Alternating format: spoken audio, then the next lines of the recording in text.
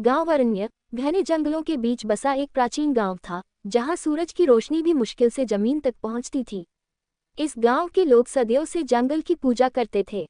वे मानते थे कि जंगल एक जीवित आत्मा है और हर पेड़, हर पत्थर में कोई शक्ति बसती है। अरण्य के नियम सख्त थे, जंगल से कुछ नहीं लेना और बिना अनुमति उसके गहरे हिस्सों में जाना मना था। लेकिन समय बदल रहा था। नए जमाने की हवा गांव में भी पहुंच गई थी। मोबाइल फोन, सड़कें और बाहर की दुनिया की कहानियां गांव के युवाओं तक आने लगी थीं।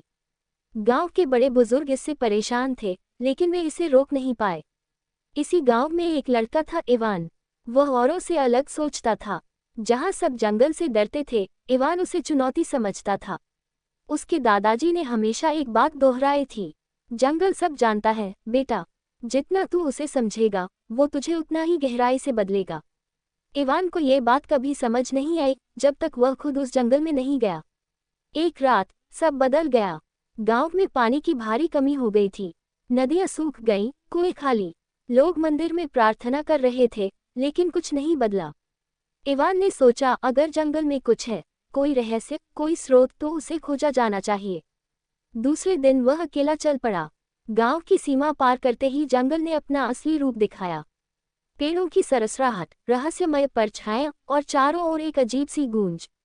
कई बार उसे लगा कि कोई उसका पीछा कर रहा है, लेकिन जब पलटकर देखा, कुछ नहीं।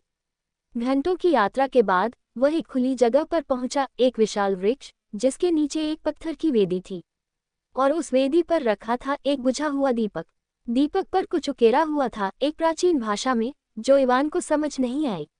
लेकिन जैसे ही उसने दीपक को छुआ, एक तेज रोशनी हुई और उसके सामने एक बूढ़ा साधु प्रकट हुआ।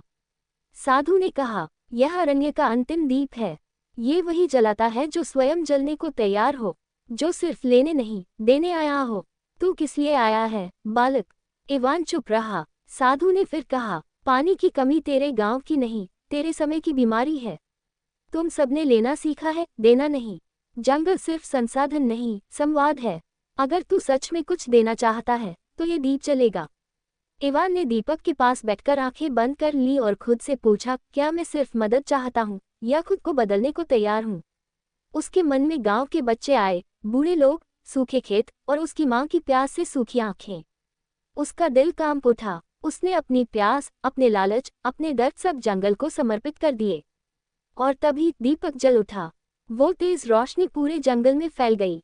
पेड़ हरे होने लगे, जमीन से पानी की बूंदें निकलने लगी। बादल घिर आए और हल्की बारिश होने लगी। साधु मुस्कुराया, अरण्य ने तुझे स्वीकार कर लिया। अब तू केवल इवान नहीं, तू अरण्य का रक्षक है। इवान गांव लौटा, लेकिन अब वह पहले जैसा नहीं था। गांव के लोग हैरान थे कि बारिश कैसे हुई, पेड़ कैसे फिर से लहलहाने लगे। इवान ने कुछ नहीं कहा। उसने उस दीपक को गांव के चबूतरे पर रखा, बुझा हुआ, लेकिन अंदर से चमकता हुआ। अब वह गांव न सिर्फ जंगल से डरता था, बल्कि उससे संवाद करता था। बच्चों को पेड़ों की भाषा सिखाई जाती, हर घर में एक पौधा रोपा जाता और अरण्य फिर से जीवित हो गया।